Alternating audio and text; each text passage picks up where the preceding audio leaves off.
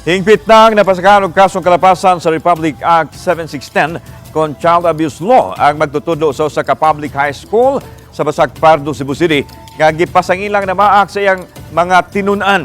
Gipahibaw ni Police Major Jeciree Basitao ang hepe sa Inayawan Police Station 7 sa Cebu City Police Office nga naduso sa piskalya ang kaso niadtong Septembre 5. Ang 17 anyos lang nga anak sa pulis ang mipadayon sa pagpasaka og kaso sanglit ang usa ka 14 anyos wa makig-alayon kanila. Hinuon, mamahimo pa kining moampas kung interesado pa kining mosangat og reklamo batok sa magtutudlo.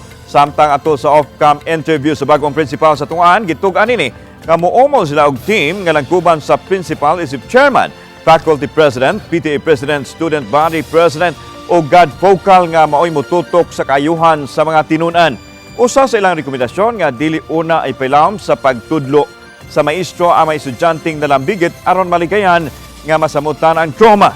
Nasayran nga nag-leave ang reklamong magtutudlo sukad mibuto ang reklamo. Nibalik kini dihang ni file og leave apan wa pa mohandle sa klase.